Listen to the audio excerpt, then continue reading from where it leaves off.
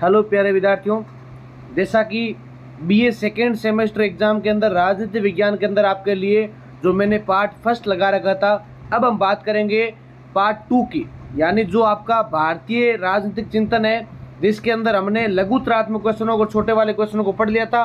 तो SP classes Bikaner पर आप सभी का स्वागत है। तो हम बड़े वाले दीर्घोत्तरात्मक क्वेश्चन इस वीडियो के अंदर चर्चा करने वाले, तो सभी जल्दी से विद्यार्थी इस वीडियो को लाइक कर दें और चैनल को सब्सक्राइब कर दें। ये वीडियो प्राइवेट कॉलेज के विद्यार्थियों के लिए और रेगुलर विद्यार्थियों के लिए, दोनों के लिए इंपॉर्टेंट है। यानी आपका चाहे एडमिशन रेगुलर है या प्राइवेट है, आपका एग्जाम अलग अलग दिन होना है, तो उन सब के लिए, विद्यार्थियों के लिए, जो एमजीएसयू या बीकानेर संभाग के जितने भी विद्यार्थी हैं, उन सब के लिए क्लास के लिए वेरी वेरी इंपॉर्टेंट रहने वाली है। तो आइए क्लास की शुरुआत करते हैं विद्यार्थियों। पहला क्वेश्चन रहने वाला आपके लिए कि मनु के राज्य एवं समाज संबंधी विचारों का विश्लेषण कीजिए। धर्म, वर्ण व्यवस्था, राज धर्म पर विशेष प्रकाश डालिए। अगर बात करें कि मनु के राज्य एवं समाज संबंधी विचार प्राचीन भारतीय राजनीतिक एवं सामाजिक चिंतन की महत्वपूर्ण आधारशिला माने जाते हैं। मनुस्मृति में वर्णित उनके सिद्धांत धर्म, समाज व्यवस्था, शासन प्रणाली तथा नैतिक जीवन के समन्वय को प्रस्तुत करते हैं। मनु का दृष्टिकोण केवल राजनीतिक नहीं बल्कि धार्मिक, सामाजिक और नैतिक तत्वों का समग्र दर्शन माना जाता है। उनके विचारों में धर्म सर्वोपरि है, जो राज्य और समाज दोनों को संचालित करता है विद्यार्थियों।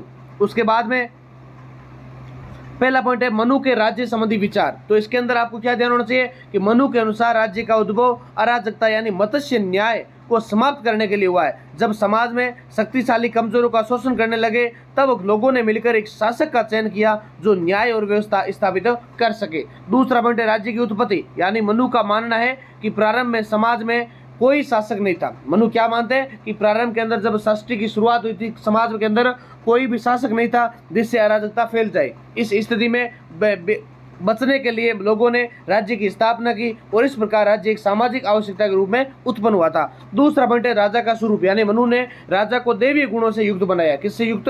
दैवीय गुणों से युक्त बताया। राजा को पृथ्वी पर देवता का प्रतिनिधि माना जाता है। राजा को जो पृथ्वी है उस पर देवता का प्रतिनिधि माना जाता है, यानी उसका जो मुख्य कार्य है प्रजा की रक्षा करना और धर्म की स्थापना करना है। फिर राजा को धर्म का पालन करना बताया गया। राजा को न्यायप्रिय, सत्यवादी और संयमी होना चाहिए। राजा को कैसा होना चाहिए? एक तो न्यायप्रिय होना चाहिए, एक सत्यवादी होना चाहिए और एक संयमी होना चाहिए। उसे व्यक्तिगत सुख से अधिक प्रजा के कल्याण पर ध्यान देना चाहिए। ये बात आपको पता होनी चाहिए। तीसरा पॉइंट है मनु के अनुसार राजा केवल शासन नहीं करता बल्कि उसे मंत्रियों की सहायता लेनी चाहिए। मंत्री परिषद का गठन योग्य और अनुभवी व्यक्तियों से होना चाहिए विद्यार्थियों।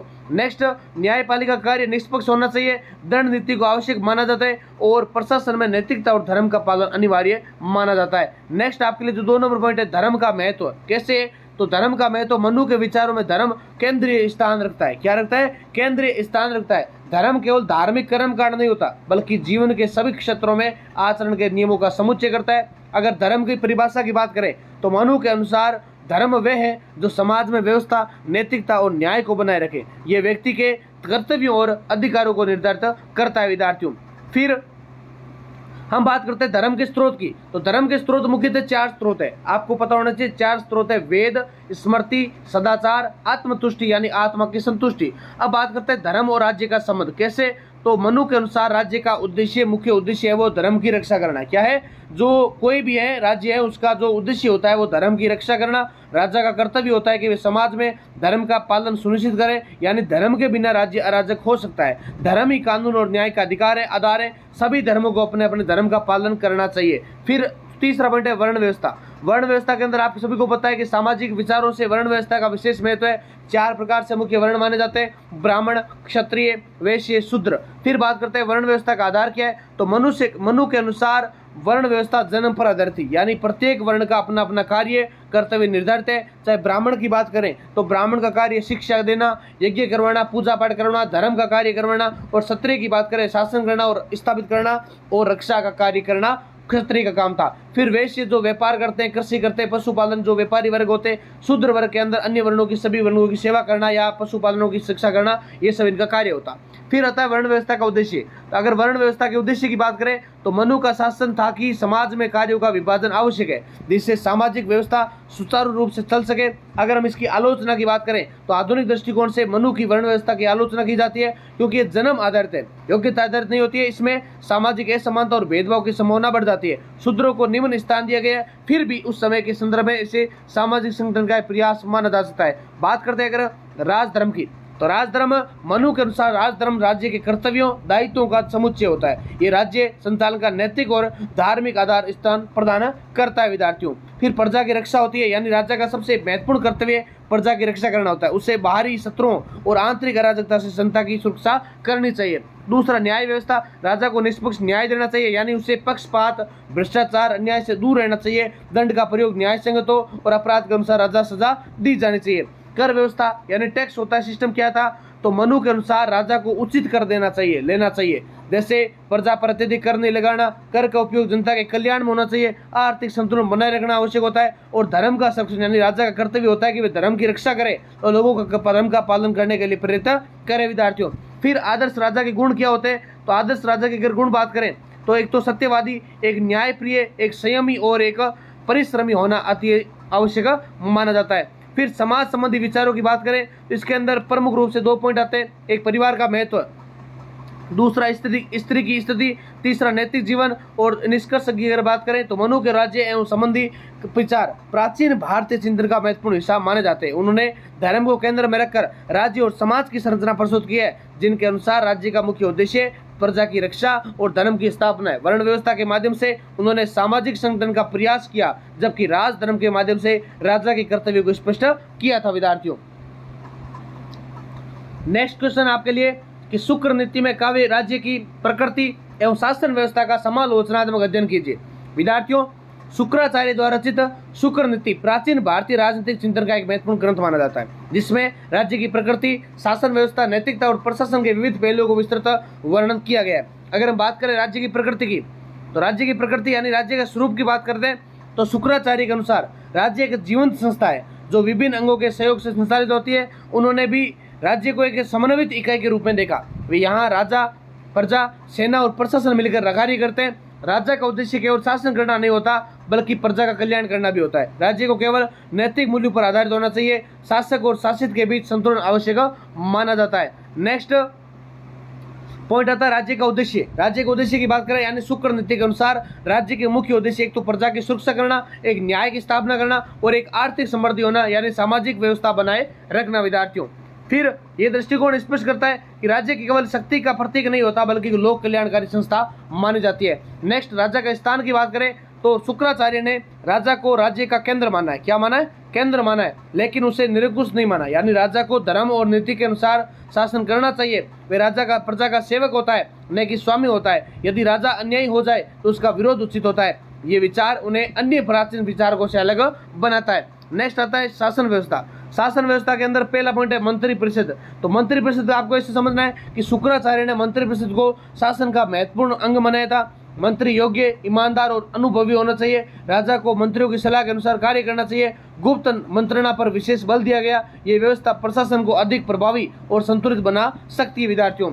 दूसरा पॉइंट है प्रशासनिक व्यवस्था, यानी शुक्र नीति में प्रशासन को विभिन्न विभागों में विभाजित किया गया, जैसे वित्त विभाग, सैन्य विभाग, उसके साथ साथ कौन सा विभाग? न्याय विभाग, राजस्व विभाग, ये सब इसके अंदर शामिल होते हैं। तो प्रत्येक विभाग के लिए अधिकारी नियुक्त किया जाता है और वे अपने अपने कार्यों के लिए उत्तरदायी माने जाते हैं। तो विद्यार्थियों, अभी तक आपने SB classes Bikaner YouTube channel को सब्सक्राइब नहीं किया तो सारे विद्यार्थी मिलकर सब्सक्राइब करें, ताकि आपके लिए नेक्स्ट सेमेस्टर या इस सेमेस्टर के अंदर जो भी क्लासेज आपके लिए हिस्ट्री, हिंदी लिटरेचर, हिंदी अनिवार्य या और भी कोई समाजशास्त्र है, पब्लिक की क्लास है, सारी क्लासेज आपके लिए लगा रखी है। मैंने आपके लिए बीए सेकंड सेमेस्टर के राजनीति की फर्स्ट पार्ट भी लगाया था और सेकंड पार्ट भी लेकर आ चुका हूँ। हो सकता है आप एग्जाम से जस्ट पहले देख रहे हो, या एग्जाम से कुछ दिन पहले देख रहे हो, या एग्जाम के पहले दिन देख रहे हो। तो ये क्लास आपके लिए वेरी वेरी इंपॉर्टेंट है। आप जितना ज़्यादा सहयोग करोगे तो आपके लिए आगे थर्ड सेमेस्टर, फोर्थ में, फिफ्थ में, बीए, बीएड सारे क्लासेज आपके लिए लगाते रहेंगे। आप बस सहयोग करें और सपोर्ट करें और ज़्यादा से ज़्यादा विद्यार्थियों को शेयर करें।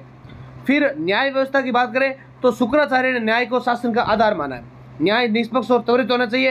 राज्य को स्वयं न्याय में हस्तक्षेप नहीं करना चाहिए, यानी कानून सभी के लिए समान होना चाहिए। ये विचार आधुनिक न्याय व्यवस्था के सिद्धांतों में मेल खाते हैं। कर व्यवस्था की बात करें तो शुक्राचार्य ने कर प्रणाली को संतुलित और न्याय संगत बनाने पर जोर दिया, यानी कर प्रजा की क्षमता के अनुसार लिया जाए, अत्यधिक कर से जनता पर बोझ नहीं डालना चाहिए, कर का उपयोग जन कल्याण में होना चाहिए। नैतिकता और धर्म का महत्व भी माना गया है, यानी शुक्र नीति में धर्म और नैतिकता का शासन का आधार माना जाता है। राजा को सत्य, दया, क्षमता, क्षमा और न्याय का पालन करना चाहिए। प्रशासन में ईमानदारी और पारदर्शिता आवश्यक होती है। भ्रष्टाचार और अनैतिक आचरण को कठोर दंड दिया जाना चाहिए। इस प्रकार शुक्राचार्य ने नैतिक शासन की अवधारणा प्रस्तुत की है विद्यार्थियों। फिर चौथा पॉइंट है सेना और सुरक्षा व्यवस्था। सेना और सुरक्षा व्यवस्था यानी शुक्राचार्य ने राज्य की सुरक्षा को अत्यंत महत्वपूर्ण माना है। क्या माना है? महत्वपूर्ण माना है, क्योंकि सेना को प्रशिक्षित और अनुशासित होना चाहिए। सैनिकों को उचित वेतन और सम्मान दिया जाना चाहिए। राज्य की सीमाओं की रक्षा राजा का कर्तव्य माना जाता है। उन्होंने आंतरिक और बाहरी सुरक्षा दोनों पर विशेष ध्यान देने की बात कही है। फिर अगला पॉइंट है प्रजा का महत्व। तो प्रजा का महत्व यह है कि शुक्राचार्य ने प्रजा को राज्य की आधारशिला माना है और प्रजा की खुशहाली राज्य की सफलता होती है। जनता के हितों की उपेक्षा करने वाला राज्य कमजोर हो जाता है। राजा को जनता की समस्याओं को सुनना चाहिए। ये विचार लोकतांत्रिक विषयों के निकट प्रतीत होता है विद्यार्थियों। नेक्स्ट आपके लिए अगला क्वेश्चन है कि राजा राममोहन राय के सामाजिक एवं राजनीतिक विचारों का मूल्यांकन करते हुए सुधार आंदोलन में ब्रह्म समाज का वर्णन कीजिए। तो वैसे हमने इस क्वेश्चन को अच्छे से लघुतरात्मक के अंदर देखा है, लेकिन इस क्वेश्चन में हम डिटेल से इस क्वेश्चन को पढ़ने वाले हैं। तो इस क्वेश्चन की बात करें तो राजा राममोहन राय आधुनिक भारत के सामाजिक एवं राजनीतिक पुनर्जागरण के अग्रदूत माने जाते हैं। उन्हें भारतीय नव जागरण का जनक कहा जाता है। ये क्वेश्चन कई बार एमसीक्यू क्वेश्चन आया हुआ है कि भारतीय नव जागरण का जनक किसे कहते हैं, तो राजा राममोहन राय को कहा जाता है। तो उन्होंने भारतीय समाज में व्याप्त कुरीतियों, अंधविश्वासों और सामाजिक बुराइयों के विरुद्ध व्यापक सुधार आंदोलन चलाया था। एक आधुनिक, प्रगतिशील और तर्क संगत समाज की स्थापना का प्रयास किया। उनके विचारों में सामाजिक सुधार, धार्मिक पुनर्व्याख्या और राजनीतिक चेतना का समन्वय स्पष्ट दिखाई देता है। अगर बात करें सामाजिक विचार की, सोशल थॉट की, यानी सती प्रथा का विरोध, पहला पॉइंट क्या आता है? सती प्रथा का विरोध, यानी राजा राममोहन राय का सबसे महत्वपूर्ण योगदान सती प्रथा के मूल्यांकन में माना जाता है। उन्होंने सती प्रथा को अमानवीय और क्रूर बताया। उन्होंने इसके खिलाफ जनमत तैयार किया। उनके प्रयासों से लॉर्ड विलियम बेंटिक ने 1829 में सती प्रथा को कानून समाप्त कर दिया था। ये भारतीय समाज में महिलाओं के अधिकारों की दिशा में एक ऐतिहासिक कदम माना जाता है। नेक्स्ट दूसरा पॉइंट है महिला सुधार। तो महिला सुधार के अंदर आपको पता होना चाहिए कि उन्होंने महिलाओं की स्थिति सुधारने के लिए कई महत्वपूर्ण प्रयास किए, जैसे विधवा पुनर्विवाह का समर्थन करना, बाल विवाह का विरोध करना और महिलाओं की शिक्षा पर जोर देना, संपत्ति के अधिकार की मांग करना। उनका मानना था कि समाज की प्रगति महिलाओं के उत्थान के साथ ही संभव नहीं है, शिक्षा के प्रति दृष्टिकोण की बात करें तो राजा राममोहन राय आधुनिक शिक्षा के समर्थक थे। उन्होंने अंग्रेजी शिक्षा को अपनाने की वकालत की, विज्ञान और तर्क पर आधारित शिक्षा पर जोर दिया, पारंपरिक शिक्षा में समाज की आवश्यकता जताई। उन्होंने हिंदू कॉलेज की स्थापना में महत्वपूर्ण भूमिका निभाई थी विद्यार्थियों। उसके बाद अंधविश्वास और कुरीतियों का विरोध भी किया था। कैसे? तो उन्होंने समाज के फैले अंधविश्वासों, मूर्ति पूजा के अति और कर्म कांडों का विरोध किया। तर्क, वितर्क और प्राथमिकता दी। धर्म को नैतिकता और आचरण से जुड़ा सामाजिक समानता पर जोर दिया था। नेक्स्ट दूसरा पॉइंट है धार्मिक विचार यानी रिलीजियस थॉट, यानी पहला पॉइंट इसके अंदर एकेश्वरवाद। एकेश्वरवाद में आपको पता होना चाहिए कि राजा राममोहन राय एकेश्वरवाद के समर्थक, यानी उन्होंने एक ही ईश्वर की अवधारणा को स्वीकार किया। उन्होंने वेदों और उपनिषदों की व्याख्या के माध्यम से सिद्ध किया। दूसरा पॉइंट है धर्म का पुनर्व्याख्यान। धर्म का पुनर्व्याख्यान यानी उन्होंने धर्म को तार्किक और आधुनिक दृष्टिकोण से समझने का प्रयास किया, धार्मिक ग्रंथों की नई व्याख्या की और धार्मिक कट्टरता का विरोध किया था। सभी धर्मों में समानता की बात कही गई है। अगर बात करें सुधार आंदोलन की, रिफॉर्म मूवमेंट, यानी राजा राममोहन राय को सुधार का आंदोलन भारतीय समाज को आधुनिक बनाने का प्रयास माना जाता है। सुधार आंदोलन की विशेषताओं की बात करें तो तर्क वितर्क पर आधारित होना, सामाजिक बुराइयों के खिलाफ संघर्ष करना, धार्मिक सहिष्णुता और आधुनिक शिक्षा का प्रचार होना, ये सब शामिल होता है इसके अंदर। फिर विद्यार्थियों प्रमुख सुधार कार्य क्या होते हैं? एक तो सती प्रथा का उन्मूलन होता है, महिला शिक्षा का प्रचार होता है, सामाजिक समानता की स्थापना होती है और जाति प्रथा के खिलाफ आवाज बनाई जाती है। फिर तीसरा पॉइंट है प्रेस और जनमत। तो प्रेस और जनमत, राजा राममोहन राय ने प्रेस का उपयोग सामाजिक सुधार के लिए किया था। उन्होंने समाचार पत्रों की स्थापना की, जनता में जागरूकता फैलाने का कार्य किया और ब्रह्म समाज का वर्णन किया था। किसका किया था? ब्रह्म समाज का वर्णन किया, यानी राजा राममोहन राय ने 1828 में ब्रह्म समाज की स्थापना की थी। इसका उद्देश्य था एकेश्वरवाद का प्रचार करना, धार्मिक अंधविश्वासों का विरोध करना, नैतिक जीवन का बढ़ावा देना। सिद्धांत है कि ईश्वर एक है, मूर्ति पूजा का विरोध करना, सभी धर्मों का सम्मान करना, मानवता और नैतिकता को महत्व देना, ये सब इसका सिद्धांत था। फिर इसके कार्य की बात करें तो सामाजिक सुधार को बढ़ावा देना, शिक्षा का प्रसार करना, महिलाओं के अधिकारों की रक्षा करना, यह सब इसके अंदर कार्य शामिल होता है विद्यार्थियों। फिर ब्रह्म समाज ने भारतीय समाज में धार्मिक और सामाजिक चेतना को नई दिशा दी। और राजनीतिक विचार की बात करें तो स्वतंत्रता और अधिकार, यानी राजा राममोहन राय ने व्यक्तिगत स्वतंत्रता और अधिकारों पर जोर दिया, जिसके अंदर अभिव्यक्ति की स्वतंत्रता का समर्थन किया, प्रेस की स्वतंत्रता की मांग की, न्याय और समानता की वकालत की, शासन प्रणाली पर विचार किया, यानी उन्होंने ब्रिटिश शासन की कुछ नीतियों का समर्थन किया लेकिन अन्यायपूर्ण नीतियों का विरोध भी किया था। उन्होंने प्रशासनिक सुधारों की मांग की, भारतीयों की भागीदारी बढ़ाने की बात की थी। और राष्ट्रवाद की भावना की अगर बात करें तो उनके विचारों में प्रारंभिक राष्ट्रवाद की झलक देखने को मिलती है विद्यार्थियों। फिर राष्ट्रीय चेतना का जागृत भी करना इसके अंदर शामिल होता है। फिर बात करते हैं हम नेक्स्ट क्वेश्चन की। अगला क्वेश्चन आपके लिए कि स्वामी दयानंद सरस्वती राष्ट्रवाद एवं सामाजिक सुधार संबंधी विचारों का विश्लेषण कीजिए।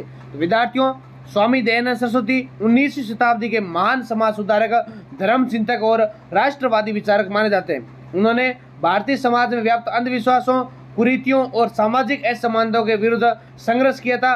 एक सशक्त, आत्मनिर्भर और सांस्कृतिक रूप से जागरूक राष्ट्र की परिकल्पना उन्होंने की थी। उसके बाद उनके विचारों का मूल आधार वेदों की ओर लौटो, बैक टू दी वेदास का सिद्धांत दिया, जिसके माध्यम से उन्होंने भारतीय समाज को उसकी प्राचीन श्रेष्ठ परंपराओं से जोड़ने का प्रयास किया था। पहला पॉइंट है राष्ट्रवाद संबंधी विचार की बात करें तो वैदिक राष्ट्रवाद की अवधारणा उन्होंने दी थी। किसकी दी थी? वैदिक राष्ट्रवाद की अवधारणा, यानी स्वामी दयानंद का राष्ट्रवाद सांस्कृतिक और वैदिक मूल्यों पर आधारित था। उनका मानना था कि भारत की शक्ति उसकी प्राचीन वैदिक परंपरा में निहित है। उन्होंने विदेशी प्रभावों से मुक्त होकर स्वदेशी संस्कृति को अपनाने पर बल दिया। राष्ट्र की एकता का आधार सांस्कृतिक एकरूपता होना चाहिए। वैदिक धर्म को उसकी राष्ट्रीय एकता का केंद्र माना। भारतीयों में गौरव और आत्मसम्मान की भावना जागरूक की थी। फिर दूसरा पॉइंट है स्वराज की भावना। स्वराज की भावना के अंदर स्वामी दयानंद ने सबसे पहले स्वराज का विचार प्रस्तुत किया, जो बाद में भारतीय स्वतंत्रता आंदोलन का प्रमुख नारा बना। उन्होंने विदेशी शासन का विरोध भी किया, भारतीयों को आत्मनिर्भर बनाने का संदेश दिया, राजनीतिक एक स्वतंत्रता को आवश्यक बताया और उनका ये विचार आगे चलकर बाल गंगाधर तिलक और अन्य नेताओं के राष्ट्रवादी आंदोलन का आधार बन गया था। फिर स्वदेशी का समर्थन भी किया, यानी स्वामी दयानंद ने स्वदेशी वस्तुओं के उपयोग और विदेशी वस्तुओं के बहिष्कार पर जोर दिया था, यानी आर्थिक स्वतंत्रता को राष्ट्रवाद का आधार माना, स्थानीय उद्योगों और व्यापार को बढ़ावा देने की बात कही थी, आत्मनिर्भर भारत की परिकल्पना प्रस्तुत की। शिक्षा, राष्ट्रीय शिक्षा का महत्व की बात करें तो उन्होंने शिक्षा को राष्ट्र निर्माण का महत्वपूर्ण साधन माना था। शिक्षा का उद्देश्य केवल ज्ञान देना नहीं होता बल्कि चरित्र निर्माण भी होता है। वैदिक और आधुनिक शिक्षा का समन्वय आवश्यक बनाया, राष्ट्रभक्ति और नैतिकता पर आधारित शिक्षा का समर्थन किया था। फिर दूसरा पॉइंट है सामाजिक सुधार संबंधी विचार, यानी सोशल रिफॉर्म्स की बात करें तो अंधविश्वास और कुरीतियों का विरोध किया था उन्होंने, यानी स्वामी दयानंद ने कुरीतियों का विरोध किया, अंधविश्वास का विरोध किया, मूर्ति पूजा, कर्मकांड, पाखंड के खिलाफ आवाज उठाई, धर्म को तर्क और विवेक के आधार पर समझने की बात कही थी, समाज को वैज्ञानिक दृष्टिकोण अपनाने के लिए प्रेरित किया, जाति प्रथा का विरोध किया। उन्होंने जन्म आधारित जाति व्यवस्था का विरोध किया था विद्यार्थियों, और गुण धर्म आधारित व्यवस्था का समर्थन किया। सभी मनुष्यों को समान माना, सामाजिक समानता और न्याय पर बल दिया था। ऊंच नीच की भावना को समाप्त करने का प्रयास किया गया। महिला सुधार की बात करें तो स्वामी दयानंद ने महिलाओं की स्थिति को क्या किया था?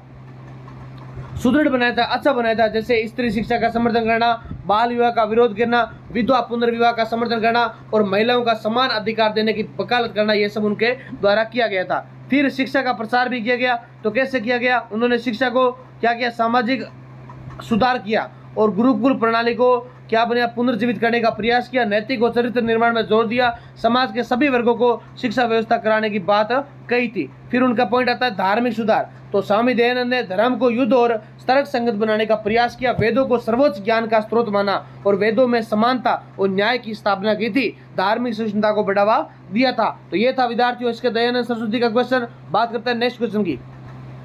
सॉरी, इनके अंदर ये भी पॉइंट है कि आर्य समाज की स्थापना और गौरव, मेन मुख्य पॉइंट आपका ये रहने वाला है। तो आर्य समाज, स्वामी दयानंद ने 1875 में आर्य समाज की स्थापना की थी। उद्देश्य क्या था? वैदिक धर्म का प्रचार करना, सामाजिक सुधार, शिक्षा का प्रचार, राष्ट्रीय चेतना का विकास, प्रमुख कार्य थे गुरुकुल और शिक्षण पद्धतियों की स्थापना करना, शुद्धि आंदोलन चलाना और धार्मिक सामाजिक कुरीतियों के खिलाफ अभियान करना, स्वदेशी और राष्ट्रवाद को बढ़ावा देना। तो आर्य समाज ने भारतीय समाज में जागरूकता और सुधार की नई लहर अपनाई थी विद्यार्थियों। फिर बात करते हैं नेक्स्ट क्वेश्चन की। अगले क्वेश्चन से पहले मैं आपको बता दूं कि जिनको भी व्हाट्सएप चैनल अभी तक ज्वाइन नहीं कर रखा, यानी एसपी क्लासेस बीकानेर आपका व्हाट्सएप चैनल है, वहां से आपके 15 से 16 हज़ार कम लगभग विद्यार्थी जुड़े हुए हैं। तो आप व्हाट्सएप चैनल जरूर ज्वाइन करें। उसके ज्वाइन करने के लिए आप जो ये आप वीडियो देख रहे हैं उसकी डिस्क्रिप्शन के अंदर व्हाट्सएप चैनल की लिंक डाल रखी है, वहां से सीधे आप व्हाट्सएप चैनल ज्वाइन कर लीजिए। नहीं तो जो कमेंट पिन किया हुआ है ना, इसका वीडियो का कमेंट पिन किया हुआ है, वहां से भी आप इसकी लिंक से सीधे व्हाट्सएप चैनल ज्वाइन कर सकते हैं, ताकि आपको गेस्ट पेपर, वीडियो के अपडेट या कोई भी आपको अपडेट्स मिलनी चाहिए या जो भी आपको इन्फॉर्मेशन चाहिए वो सारी आपके रिजल्ट की सारी आपके वहाँ पर आती है। तो ज़्यादा से ज़्यादा विद्यार्थी व्हाट्सएप चैनल ज्वाइन जरूर करें विद्यार्थियों। तो गोपाल कृष्ण गोखले के उदारवादी विचारों एवं योगदान का वर्णन कीजिए। तो गोपाल कृष्ण गोखले भारतीय राष्ट्रीय आंदोलन के प्रमुख उदारवादी नेता, महान शिक्षाविद और समाज सुधारक माने जाते हैं। तो वे भारतीय राष्ट्रीय कांग्रेस के अग्रणी नेताओं में से एक माने जाते हैं। उन्होंने संवैधानिक तरीकों, संवाद और सुधार के माध्यम से भारत की प्रगति का मार्ग प्रस्तुत किया था। उनके विचारों में उदारवाद, कर्मिक सुधार, शिक्षा का प्रचार और नैतिक राजनीति का विशेष स्थान माना गया है। गोखले के उदारवादी विचारधाराओं की बात करें तो संवैधानिक एवं शांतिपूर्ण मार्ग, यानी गोखले का विश्वास था कि भारत की स्वतंत्रता और प्रगति शांतिपूर्ण एवं संवैधानिक तरीकों से ही संभव है। ये याचिका, प्रार्थना और प्रतिनिधित्व के समर्थक माने जाते हैं। उन्होंने ब्रिटिश शासन के विरुद्ध रहकर सुधार लाने की नीति अपनाई थी, हिंसा और उग्र आंदोलन का विरोध किया। उनका मानना था कि राजनीतिक परिवर्तन धीरे धीरे और व्यवस्थित रूप से होना चाहिए। कर्मिक सुधार की बात करें तो गोखले का विश्वास था कि समाज और शासन में परिवर्तन एकदम से नहीं होता बल्कि धीरे धीरे होता है। उन्होंने प्रशासनिक सुधारों पर जोर दिया, भारतीयों की सरकारी सेवाओं में भागीदारी बढ़ाने की मांग की थी, शिक्षा और जागरूकता को परिवर्तन का आधार माना। और तीसरा पॉइंट है ब्रिटिश शासन के प्रति दृष्टिकोण, यानी गोखले का दृष्टिकोण संतुलित था। उन्होंने ब्रिटिश शासन की अच्छाइयों जैसे कानून व्यवस्था, आधुनिक शिक्षा को स्वीकार किया और लेकिन अन्यायपूर्ण नीतियों की आलोचना भी की थी। वे सुधारवादी थे, पूर्ण विरोधी नहीं थे विद्यार्थियों। उसके बाद लोकतंत्र और प्रतिनिधित्व की बात करें तो गोखले लोकतांत्रिक मूल्यों के समर्थक थे, यानी उन्होंने विधायिकाओं में भारतीय प्रतिनिधित्व की मांग की थी। बजट और प्रशासन में पारदर्शिता की वकालत की, जनता की भागीदारी और आवश्यकता माना। शिक्षा का महत्व है तो गोखले ने शिक्षा को राष्ट्र निर्माण का सबसे महत्वपूर्ण स्थान माना था। भारतीय प्राथमिक शिक्षा को अनिवार्य बनाने की मांग की थी। शिक्षा के माध्यम से सामाजिक और राजनीतिक एकजुटता बढ़ने पर बल दिया था। फिर सामाजिक और राजनीतिक योगदान, यानी भारतीय राष्ट्रीय कांग्रेस में भूमिका कैसे, तो गोखले ने कांग्रेस के माध्यम से राष्ट्रीय आंदोलन की दिशा दी। वे 1905 में कांग्रेस के अध्यक्ष बने। उन्होंने उदारवादी विचारधारा को मजबूत किया, राष्ट्रीय एकता और लोकसेवा की भावना को बढ़ावा दिया। सर्वेंट्स ऑफ सोसाइटी इंडिया, तो 1905 में उन्होंने सर्वेंट्स ऑफ इंडिया सोसाइटी की स्थापना की। उद्देश्य था उनका कि राष्ट्र सेवा के लिए समर्पित कार्यकर्ताओं का निर्माण करना, शिक्षा और सामाजिक सुधार को बढ़ावा देना और जनता में जागरूकता लाना, इसका उद्देश्य माना जाता है। नेक्स्ट आपके लिए आर्थिक सुधारों के लिए प्रयास क्या किए, तो गोखले ने भारतीय अर्थव्यवस्था की समस्याओं को समझा और सुधार के लिए आवाज उठाई थी। करों में कमी की मांग की, गरीबी उन्मूलन पर जोर दिया, किसान और गरीब वर्गों के हितों की रक्षा की थी। शिक्षा सुधार की बात करें तो गोखले ने प्राथमिक शिक्षा को अनिवार्य बनाने के लिए विधेयक बनाया। उन्होंने शिक्षा को अधिकार बनाने का प्रयास किया, समाज के सभी वर्गों तक शिक्षा पहुंचने की बात कही थी। फिर नैतिक राजनीति आती है तो गोखले ने राजनीति में नैतिकता और आदर्शों को महत्व दिया। राज्य, सत्य, ईमानदारी और सेवा भावना पर जोर दिया। राजनीति को जनसेवा का माध्यम माना था विद्यार्थियों।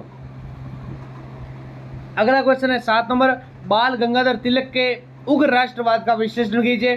स्वराज मेरा जन्मसिद्ध अधिकार है, इस कथन को विस्तृत स्पष्ट कीजिए।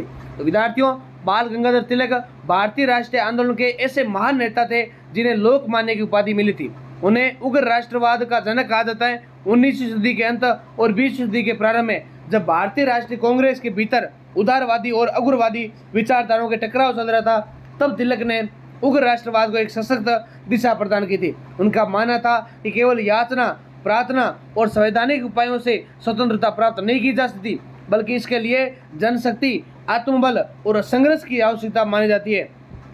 तिलक का राष्ट्रवाद भावनात्मक, सांस्कृतिक और राजनीतिक तीनों स्तरों पर विकसित हुआ था। उन्होंने भारतीयों के भीतर राष्ट्रीय चेतना जगाने के लिए इतिहास, धर्म और परंपराओं का प्रभावी उपयोग किया था। उसके बाद तिलक के उग्र राष्ट्रवाद का मुख्य आधार स्वराज की प्राप्ति था, यानी वे मानते थे कि स्वराज केवल राजनीतिक स्वतंत्रता नहीं बल्कि आत्मनिर्भरता, आत्मसम्मान और स्वशासन का प्रतीक होता है। उन्होंने अपने प्रसिद्ध कथन स्वराज मेरा जन्मसिद्ध अधिकार है और मैं इसे लेकर रहूंगा, उसके माध्यम से भारतीय जनता के भीतर स्वतंत्रता की तीव्र आकांक्षा को जागृत किया। ये कथन केवल एक ही नारा नहीं था बल्कि एक क्रांतिकारी विचारधारा का प्रतीक था जिसने लाखों भारतीयों को प्रेरित किया। तिलक का मानना था कि स्वतंत्रता किसी सरकार द्वारा दी जाने वाली वस्तु नहीं है, बल्कि ये प्रत्येक व्यक्ति का प्राकृतिक अधिकार है जिसे प्राप्त करना उसका कर्तव्य माना जाता है। तिलक ने उग्र राष्ट्रवाद को व्यवहारिक रूप देने के लिए कई महत्वपूर्ण उपाय किए। उन्होंने स्वदेशी और बहिष्कार की नीति का समर्थन किया। उनका कहना था कि विदेशी वस्तुओं का बहिष्कार करके स्वदेशी वस्तुओं को अपनाकर ही अब भारत आर्थिक रूप से सशक्त बन सकता है। इस नीति के माध्यम से उन्होंने ब्रिटिश शासन की आर्थिक नींव को कमजोर करने का प्रयास किया। साथ ही उन्होंने राष्ट्रीय शिक्षा पर जोर दिया था ताकि भारतीय युवा अपने देश, संस्कृति और अधिकारों के प्रति जागरूक बन सके। तिलक ने शिक्षा व्यवस्था केवल ज्ञान प्राप्ति का माध्यम नहीं बल्कि राष्ट्र निर्माण का एक साधन भी माना जाता है। फिर तिलक ने उग्र राष्ट्रवाद की एक विशेषता यह भी है कि उन्होंने धर्म और संस्कृति को राजनीति से जोड़ा। यानी उन्होंने गणेश उत्सव, शिवाजी उत्सव जैसे सार्वजनिक कार्यक्रमों की शुरुआत की थी जिससे लोगों में एकता, संगठन और राष्ट्रीय भावना का विकास हो। इन उत्सवों के माध्यम से उन्होंने आम जनता को राजनीतिक गतिविधियों से जोड़ा और स्वतंत्रता आंदोलन को जन आंदोलन का रूप प्रदान किया था। फिर तिलक का माना था जब तक जनता सक्रिय रूप से आंदोलन में भाग नहीं लेगी तब तक स्वतंत्रता प्राप्त नहीं की जा सकती। उग्र राष्ट्रवाद के समुद्र में तिलक का दृष्टिकोण उदारवादियों से भिन्न था। जहां गोपाल कृष्ण गोखले जैसे नेता ब्रिटिश सरकार से सुधारों की उपेक्षा करते हैं, वहीं तिलक का मानना था कि अंग्रेजों से अधिकार मांगने के बजाय उन्हें संघर्ष के माध्यम से प्राप्त करना होगा। उन्होंने स्पष्ट रूप से कहा कि स्वराज के लिए संघर्ष करना ही हमारा अधिक धर्म होता है। इस प्रकार तिलक ने भारतीय राष्ट्रीय कांग्रेस को निर्देश दी जिसमें आत्मनिर्भरता, साहस और संघर्ष की भावना प्रमुख रूप से देखने को मिलती है। नेक्स्ट आपके लिए क्वेश्चन है कि दादा भाई नौरोजी के ड्रेन थ्योरी का विस्तृत विवेचन करते हुए आर्थिक सुधारों को समझाओ। ये क्वेश्चन वेरी इंपॉर्टेंट है और सबसे इंपॉर्टेंट क्वेश्चन इस यूनिट का रहने वाला है।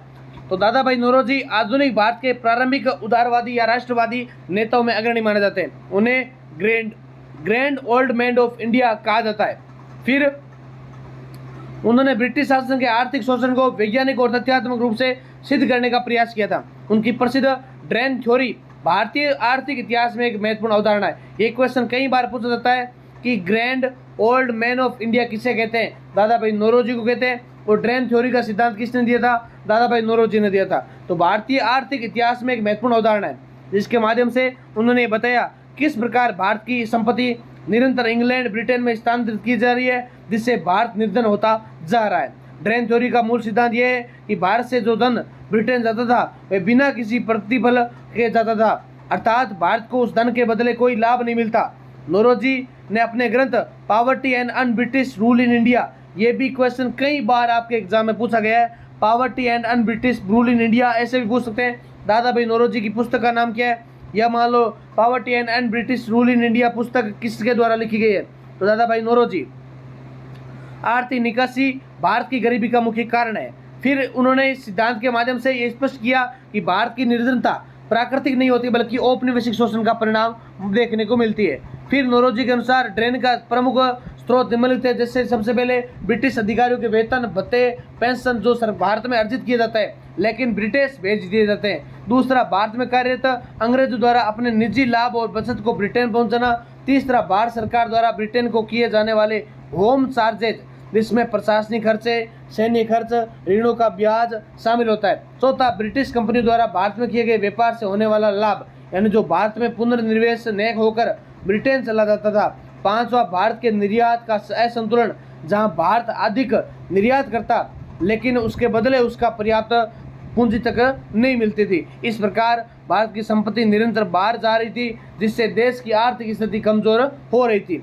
ड्रेन थ्योरी का ये महत्वपूर्ण पहलू ये भी है कि इसने भारतीयों के सामने ब्रिटिश शासन के विरुद्ध स्वरूप को उजागर किया। इससे पहले कई लोग ये मानते थे कि अंग्रेज भारत के विकास के लिए काम कर रहे हैं, लेकिन नौरोजी ने अपने तर्कों, आंकड़ों के माध्यम से ये सिद्ध कर दिया कि ब्रिटिश शासन भारत के लिए हानिकारक है। इस सिद्धांत ने भारतीय राष्ट्रीय कांग्रेस को वैचारिक आदान प्रदान किया था, लोगों में आर्थिक राष्ट्रवाद की भावना जागृत की। आर्थिक सुधारों के संदर्भ में नौरोजी ने कई महत्वपूर्ण सुझाव दिए। उनका मानना था कि यदि भारत की आर्थिक स्थिति को सुधारना है तो सबसे पहले ड्रेन को रोकना होगा, यानी उनके लिए उन्होंने प्रशासन में भारतीयों की अधिक भागीदारी की वकालत की थी ताकि धन भारत के उत्पन्न हो और वे भारत ही में ही खर्च हो। उन्होंने भारतीयकरण की नीति का समर्थन किया जिससे उच्च पदों पर भारतीय की नियुक्ति हो सके और वेतन और पेंशन का पैसा देश के भीतर ही बना रहे।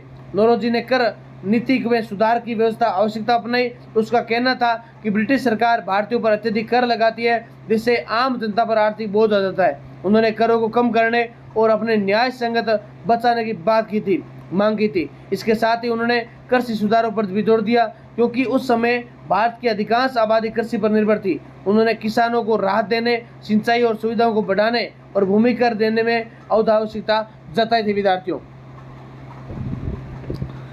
अगला क्वेश्चन है, महात्मा गांधी के सत्य, अहिंसा और सत्याग्रह के सिद्धांत का विश्लेषण कीजिए। तो विद्यार्थियों, महात्मा गांधी आधुनिक भारत के महानतम विचारकों और स्वतंत्रता संग्राम के प्रमुख नेता थे, जिनकी विचारधारा का आधार सत्य, ट्रूथ, अहिंसा और सत्याग्रह था। इन सिद्धांतों ने न केवल भारतीय स्वतंत्रता आंदोलन को नई दिशा प्रदान की थी, बल्कि विश्व राजनीति और समाज पर भी गहरा प्रभाव डाला था। गांधी जी के लिए ये तीनों सिद्धांत केवल राजनीतिक साधन नहीं थे, बल्कि व्यापक नैतिक और आध्यात्मिक दर्शन का हिस्सा थे। पहला पॉइंट है सत्य का सिद्धांत। तो सत्य के सिद्धांत के अंदर गांधी जी के विचारों में सत्य सर्वोच्च स्थान रखता है। ये उनके सत्य ईश्वर है और ईश्वर ही सत्य है। उन्होंने अपने जीवन में सत्य को सर्वोच्च नैतिक मूल्य माना और इसे जीवन के प्रत्येक क्षेत्र में लागू करने का प्रयास किया। गांधी जी का सत्य केवल भाषण या कथन तक सीमित नहीं था, बल्कि ये विचार, वचन और कर्म तीनों में एक रूपता का प्रतीक माना जाता है। पहला, गांधी जी के अनुसार सत्य का अर्थ केवल तथ्यात्मक सत्य नहीं, बल्कि नैतिक सत्य भी माना जाता है। वे मानते थे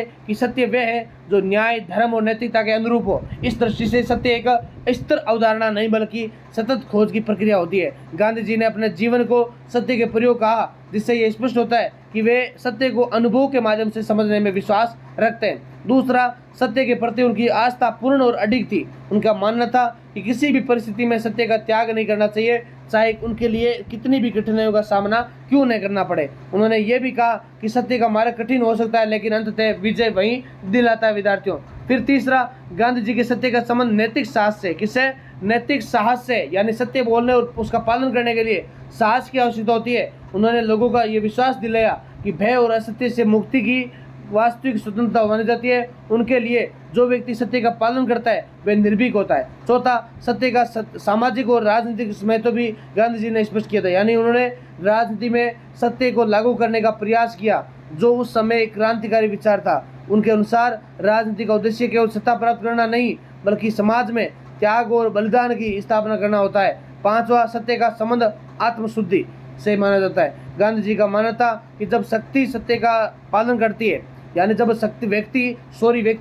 व्यक्ति सत्य का पालन करता है, तो उसका आंतरिक विकास होता है और वह एक बेहतर इंसान बनता है। इस प्रकार सत्य केवल बाहरी व्यवहार नहीं, बल्कि आंतरिक परिवर्तन का साधन भी माना जाता है। दूसरा पॉइंट है इसके अंदर अहिंसा का सिद्धांत। कैसा है? अहिंसा का सिद्धांत, यानी गांधी जी के विचारों में अहिंसा सत्य के बाद दूसरा महत्वपूर्ण सिद्धांत है। उनके अनुसार अहिंसा केवल हिंसा का भाव नहीं होता, बल्कि प्रेम, करुणा और सहानुभूति का सकारात्मक रूप होता है। उसके आधार पर इसके अंदर बताया गया है कि पहला, गांधी जी के अनुसार अहिंसा का अर्थ है किसी भी प्राणी को विचार, वचन या कर्म से हानि नहीं पहुंचाना था। ये केवल शारीरिक हिंसा तक सीमित नहीं होता, बल्कि मानसिक और भावनात्मक हिंसा को भी शामिल करता है। इस प्रकार अहिंसा एक व्यापक और समग्र अवधारणा है। दूसरा, अहिंसा का संबंध प्रेम और करुणा से है, यानी गांधी जी का मानना है कि जब हम दूसरों के प्रति प्रेम और सहानुभूति रखते हैं, तो हम हिंसा से दूर रहते हैं। उन्होंने ये भी कहा कि अहिंसा सबसे बड़ी शक्ति है जो मानव के पास होती है। तीसरा, गांधी अहिंसा को एक सक्रिय शक्ति के रूप में देखा है। उसके अनुसार अहिंसा कायरता नहीं, बल्कि साहस का प्रतीक है। जो व्यक्ति अहिंसा का पालन करता है, उसे अपने शत्रु के सामने भी धैर्य और संयम बनाए रहता है और अत्यंत कठिन कार्य माना होता है। चौथा, अहिंसा का राजनीतिक महत्व भी गांधी जी ने स्पष्ट किया और उन्होंने अहिंसा को स्वतंत्र संग्राम का मुख्य साधन माना था। वो ये सिद्ध किया कि बिना हिंसा के भी बड़े परिवर्तन संभव हो सकते हैं और उनके नेतृत्व में हुए आंदोलन ने यह दिखाया कि अहिंसा के माध्यम से अन्याय का विरोध किया जा सकता है। विद्यार्थियों, उसके बाद पांचवा, अहिंसा का संबंध आत्मसंयम, त्याग से। गांधी जी का मानना था कि अहिंसा का पालन करने के लिए व्यक्ति को अपने क्रोध, लोभ और अहंकार का नियंत्रण करना होता है और ये कठिन साधना है जो व्यक्ति के उच्च नैतिक स्तर को ले जाती है। विद्यार्थियों, नेक्स्ट क्वेश्चन आपके लिए कि जयप्रकाश नारायण के लोकतंत्र संबंधी विचारों का विश्लेषण करते हुए समाजवादी विचारों हैं उनके विकास को आलोचनात्मक अध्ययन कीजिए। तो जयप्रकाश नारायण जेपी आधुनिक भारत के ऐसे महान चिंतक और समाज सुधारक हैं जिन्होंने लोकतंत्र, समाजवाद और नैतिक राजनीति का एक ऐसी दिशा दी। वे स्वतंत्रता संग्राम के सक्रिय कार्यकर्ता रह चुके हैं। विचारों में लोकतंत्र केवल एक शासन प्रणाली नहीं होता बल्कि एक जीवन पद्धति का भी होना जाता है। साथ ही उनका समाजवाद नैतिक, मानवीय और विकेंद्रीय पर आधारित होता है। उनके विचार समय के साथ विकसित हुए और जिससे उनके चिंतन में गहराई और व्यापकता आ गई थी। पहला पॉइंट है लोकतंत्र संबंधी विचारों का विश्लेषण, यानी जयप्रकाश नारायण के अनुसार लोकतंत्र का वास्तविक कार्य केवल चुनाव और राजनीति प्रतिनिधि सरकार तक सीमित नहीं होता बल्कि वह जनता की सक्रिय भागीदारी, समानता और स्वतंत्रता पर आधारित होता है, क्योंकि वे वर्तमान संसदीय लोकतंत्र की सीमाओं को समझ लेते हैं और उसे अधिक उत्तरदायी और जनोन्मुख बनाने के पक्षधर होते हैं। पहला, जेपी ने सहभागी लोकतंत्र की अवधारणा प्रस्तुत की। उनका मानना था कि लोकतंत्र में केवल मतदान ही पर्याप्त नहीं है बल्कि जनता को शासन की प्रक्रिया में निरंतर भाग लेना भी। उसके लिए उन्होंने ग्राम स्तर पर सत्ता के विकेंद्रीकरण को पर जोर दिया था। उसके बाद दूसरा, उन्होंने दल विहीन राजनीति को समर्थन किया। किसका किया? दल विहीन राजनीति का समर्थन किया। जेपी के अनुसार राजनीतिक दल लोकतंत्र का विभाजन करते हैं और स्वार्थ तथा सत्ता संघर्ष को बढ़ावा देते हैं। उनका मानना था कि कल्पना की उनको सामूहिक हित के आधार पर दिया जाए, न कि दलगत राजनीति के आधार पर। फिर तीसरा, जेपी के लोकतंत्र के में नैतिकता के महत्व को रेखांकित कीजिए, यानी उनका मानना था कि यदि राजनीति में नैतिक मूल्यों का अभाव होगा तो लोकतंत्र केवल औपचारिकता बनकर रह जाएगी। उन्होंने ईमानदारी, पारदर्शिता और जवाबदेही लोकतंत्र के आवश्यक तत्व बनाए थे। फिर चौथा पॉइंट है, उन्होंने संपूर्ण क्रांति का आह्वान किया और उद्देश्य केवल राजनीतिक परिवर्तन नहीं बल्कि सामाजिक, आर्थिक, सांस्कृतिक और नैतिक परिवर्तन भी होता है। उनके अनुसार सच्चा लोकतंत्र वही स्थापित करता है तो समाज के लिए सभी वर्गों में सुधार कर सके। विद्यार्थियों, अगला क्वेश्चन है, नेहरू के वैज्ञानिक दृष्टिकोण एवं आधुनिक भारत के निर्माण में उनके योगदान का वर्णन कीजिए। सबसे इंपॉर्टेंट क्वेश्चन है, जवाहरलाल नेहरू आधुनिक भारत के निर्माण में प्रमुख वास्तुकार माने जाते हैं। उन्होंने स्वतंत्र भारत को एक वैज्ञानिक, तर्कसंगत और आधुनिक राष्ट्र के रूप में विकसित करने की परिकल्पना की थी। उनका आधार वैज्ञानिक दृष्टिकोण था। नेहरू के अनुसार वैज्ञानिक दृष्टिकोण केवल विज्ञान की पढ़ाई तक सीमित नहीं होता बल्कि वे सोचने समझने की ऐसी पद्धति होती है जिसमें तर्क, प्रमाण, जिज्ञासा और खुले विचारों को महत्व दिया जाता है। उन्होंने इसे भारतीय समाज के विकास के लिए अत्यंत महत्वपूर्ण माना है। नेहरू का वैज्ञानिक दृष्टिकोण की बात करें तो नेहरू के अनुसार वैज्ञानिक दृष्टिकोण का अर्थ है हर बात को तर्क और प्रमाण के आधार पर स्वीकार करना, अंधविश्वास और रूढ़ि से मुक्त करना, नए विचारों के प्रति खुलापन करना, जैसे रूढ़ि में बंधा रहना, आगे बढ़ने के लिए वैज्ञानिक सोच को अपनाना, तकनीकी का साधन बनाना। नेहरू का यह भी मानना था कि वैज्ञानिक दृष्टिकोण व्यक्ति में जिज्ञासा को बढ़ाता है और उसके साथ साथ सत्य को भी आगे लाता है, यानी जातिवाद, अंधविश्वास, मानसिकता से यहाँ पे मुक्त होना है, वैज्ञानिक दृष्टिकोण अपनाना है। फिर नेहरू ने वैज्ञानिक दृष्टिकोण को लोकतंत्र से भी जोड़ा, यानी उसके अनुसार ये सोचते हैं कि तार्किक और विवेकशील हो, यानी नागरिक है नहीं जिसको कहीं होना चाहिए,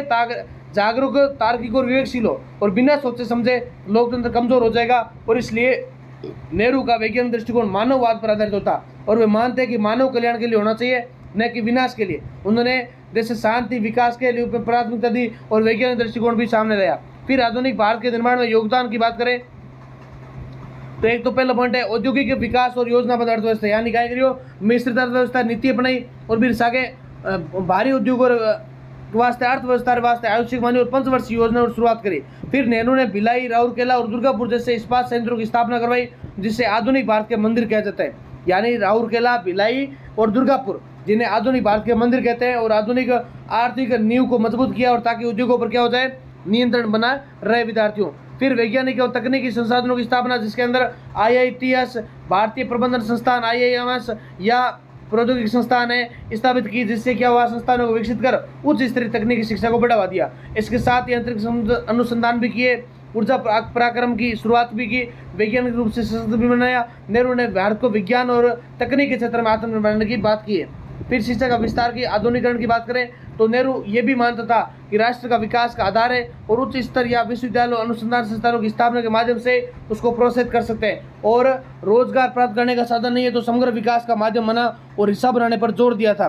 फिर लोकतंत्र और धर्मनिरपेक्षता की स्थापना की जाती है और उसके साथ साथ नेहरू ने लोकतांत्रिक संस्थाओं को मजबूत बनाया और सभी धर्मों के लोगों को समान अधिकार दिए, जैसे समाज में समानता, स्वतंत्रता, भाईचारा, एकता में भावना की मजबूत किया। विदेश नीति और गुटनिरपेक्ष आंदोलन भी इसके अंदर देखने को मिलते हैं। यहाँ नेहरू ने गुटनिरपेक्ष स्वतंत्र भारत को आधुनिक दृष्टिकोण के आधार पर विकसित किया और गुटनिरपेक्ष आंदोलन स्थापना करी। उसके साथ साथ विश्व शांति, सहयोग, विकास को बढ़ावा, नीति, अंतर्राष्ट्रीय छवि को मजबूत बनाया और सम्मानित राष्ट्र के रूप में स्थापित किया था। अगला क्वेश्चन है एम.एन. रॉय के नव मानववाद का समालोचनात्मक अध्ययन कीजिए। तो ये क्वेश्चन आप अच्छे से देख लेना। हम शॉर्टली देख लेते हैं कि नव मानववाद क्या है। वैसे हमने लघुतराद में इसका क्वेश्चन देख लिया था। तो नव मानववाद होता है कि एम.एन. रॉय एक ऐसी विचारधारा जो केंद्र में रहती है मनुष्य के, यानी भाग्य का निर्माता है या बाहरी शक्ति है, चाहे कोई भी है, ईश्वर की विचारधारा उसके अधीन होना चाहिए। विचारधारा मानव की स्वतंत्रता, तर्क शक्ति और नैतिकता पर आधारित होनी चाहिए। फिर राय क्या कहते हैं कि पारंपरिक मानववाद अधूरा या धार्मिक और आध्यात्मिक रूप से प्रभावित होता है और ये क्या करते हैं, व्यक्ति की सुंदरता को नजरअंदाज करते हैं। जिसके अंदर पॉइंट देखें तो मनुष्य की सर्वोच्चता यानी सुपरमैक्सी ऑफ मैन। तो राय के नव मानववाद का केंद्र बिंदु मनुष्य होता है और वे क्या करता है, मूल्यों का स्रोत बनता है, जिसके अंदर सत्ता को उन्होंने अस्वीकार किया है, यानी मनुष्य को अपनी बुद्धि और अनुभव के आधार पर जीवन का मार्ग देना चाहिए। दूसरा तर्क और विज्ञान का आधारित दृष्टिकोण, यानी राय ने तर्क और विज्ञान को महत्व तो दिया और उसके साथ साथ वैज्ञानिक दृष्टिकोण भी अपनाया, लेकिन अंधविश्वास, रूढ़िवादी का क्या किया, विरोध किया था।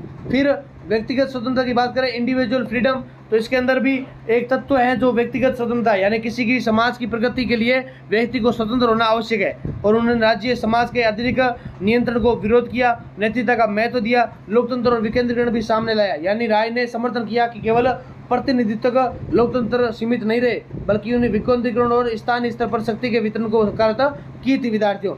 उसके साथ साथ विश्व मानववाद पॉइंट आता है इसके अंदर, यानी राय का मानववाद केवल भारत तक सीमित नहीं था बल्कि वैश्विक स्तर पर था। नव मानववाद का विकास कैसे होता है, तो अमन राय ने 3 चरणों में किया। पहला चरण क्रांतिकारी राष्ट्रवाद, दूसरा मार्क्सवाद, तीसरा नव मानववाद। ये आप समालोचना जिससे पढ़ लेना। अगला क्वेश्चन है डॉक्टर बी.आर. अम्बेडकर के सामाजिक न्याय संविधान संबंधी विचारों का विश्लेषण करते हुए दलित उत्थान हेतु प्रयासों को लिखिए। हमने लघुतरात्मक क्वेश्चन भी किया है, बाकी इसके अंदर देख लेते हैं सामाजिक न्याय संबंधी विचार क्या है। यानी सोशल जस्टिस की बात करें तो डॉक्टर अम्बेडकर के सामाजिक न्याय संबंधी विचार अत्यंत व्यापक और गहन है।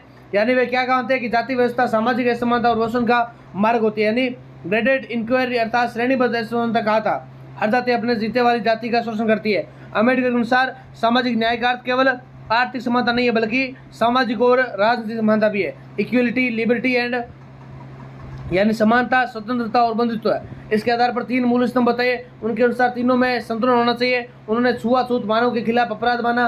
उन्मूलन के लिए उन्होंने दलितों के समाज में समान और अधिकार दिए। अम्बेडकर ने शिक्षा को सामाजिक न्याय से जोड़ा, यानी शिक्षित बनो, संगठित रहो और संघर्ष करो।